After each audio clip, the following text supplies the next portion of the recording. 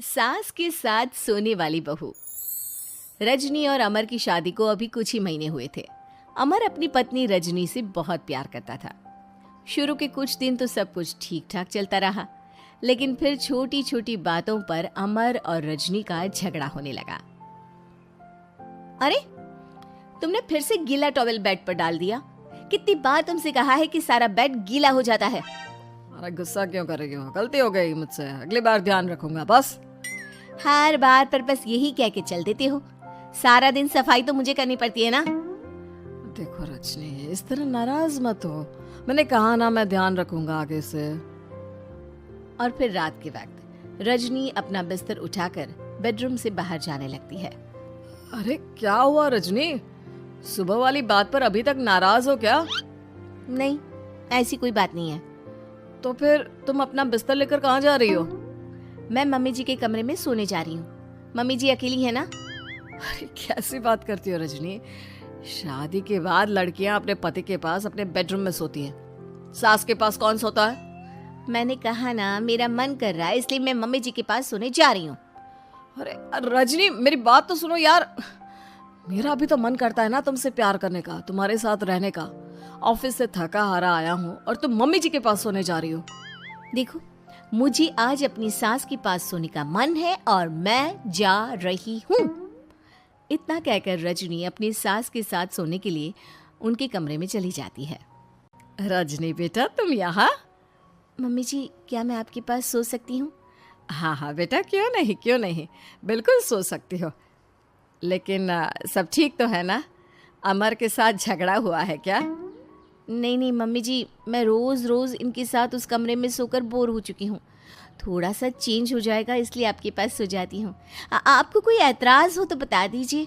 अरे नहीं नहीं बेटा, ऐसी कोई बात नहीं, सो जाओ। और फिर अगले दिन। अमर बेटा, तुम्हारा रजनी के साथ कोई झगड़ा हुआ है क्या? नहीं तो मम्मी, ऐसे तो कोई बात नहीं है। क्यों, क्या हुआ? अरे वो कल रात मेरे कमरे में सोने आ गई थी तो मुझे लगा सब ठीक तो है ना बेटा? नहीं मम्मी जी, वो ऐसे ही बस उसका मन किया होगा। कह रही थी कि मम्मी अकेली है इसलिए आपकी चिंता हो रही थी। पर अगली रात को फिर से रजनी अपना बिस्तर उठाकर सास के कमरे में पहुंच जाती है।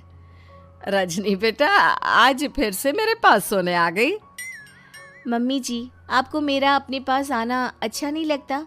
अगर ऐसी बात है तो मैं बाहर ड्राइंग रूम में चली जाती हूँ। अरे नहीं नहीं बेटा, ऐसा कुछ नहीं है। पर अमर अपने कमरे में अकेला होगा ना?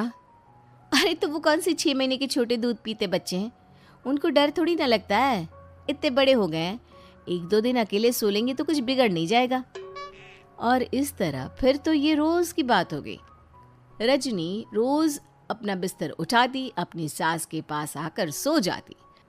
सास उससे कुछ इसलिए नहीं कहती है क्योंकि उसे लगता है कि बहू बुरा मान जाएगी। एक दिन सुबह सुबह, माँ मेरे लिए चाय बना दो, ऑफिस जाने का टाइम हो रहा है।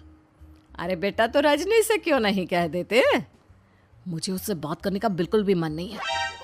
अरे आखिर क्या बात है बेटा, तुम इतने उदास क्यों लग रहे हो?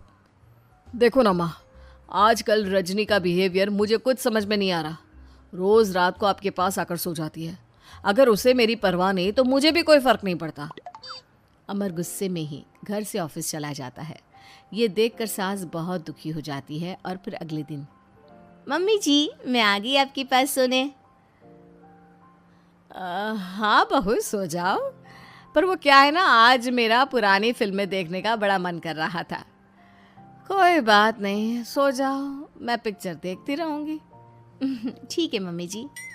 रजनी की सास तेज आवाज में अपने कमरे में टीवी चलाकर रखती है। इसकी वजह से रजनी को नींद नहीं आती, लेकिन वो पूरी रात करवट बदल बदल कर सोने की कोशिश करती रहती है। सास को लगता है कि अब रजनी उसके कमरे में सोने नहीं आएगी, लेकिन अगली रात फिर रजनी उसके कमरे में सोने के लिए पहुंच जाती है। मम्मी जी, मैं आ गई। अरे बेटा, मुझे लगा कि कल तुम ठीक से सो नहीं पाई थी। जाओ अपने कमरे में आराम से सो जाओ ना बेटा। अरे नहीं मम्मी जी, कोई प्रॉब्लम नहीं है। इतना कहकर रजनी फिर से अपनी सास के कमरे में सो जाती है। आधे घंटे बाद, बेटा जरा मेरे पैरों पर तेल तो लगा दे। ठीक है मम्मी जी। रजनी अपनी सास के पैरों पर तेल लगाकर जैसे ही सोने लगती है, आधे घंटे बाद फिर से। बहू, मेरे सर में बहुत दर्द हो रहा है, जरा मेरा सर तो दबा दे। ठीक है मम्मी जी, दबा देती हूँ। बहुत जोर से नींद आ रही है।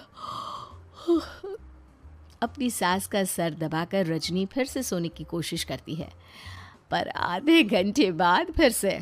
अरे बहू, बड़ी जोर से प्यास लगी है बेटा, जरा किचन से पानी तो लेकर आ। अरे मम्मी जी, जैसे ही नींद आने लगती है कुछ मांग लेती है। रजनी चुपचाप जाकर किचन से पानी लेकर आती है। इस तरह रजनी की सास पूरी रात हर आधे आधे घंटे पर उसे किसी न किसी बहाने से जगाती रहती है। रजनी परेशान हो जाती है। सास को लगता है कि इस बार वो उसके कमरे में सोने के लिए बिल्कुल नहीं आएगी, लेकिन अगली रात फिर से रजनी वहाँ पहुँच जाती है। मम्मी जी, आज मैंने आपकी दवाई, पानी सब कुछ लाकर रख दिया है। अब आप प्लीज़ चुपचाप सो जाइएगा और मुझे भी सोने दीजिएगा।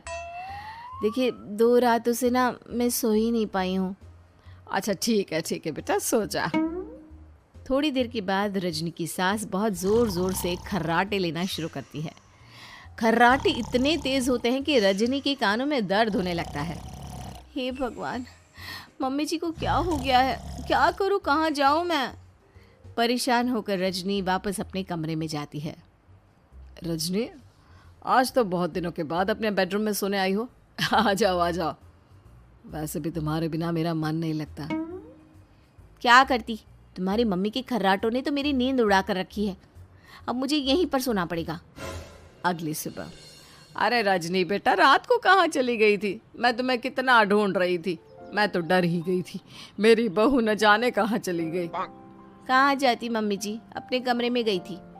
और आजकल ना आप मुझे जानबूझकर बहुत परेशान करती हैं। अगर मुझसे कोई गलती हो गई हो तो सीधे सीधे क्यों नहीं कह रही हैं? 3 रात हो गई है, मुझे ठीक से नींद भी नहीं आती।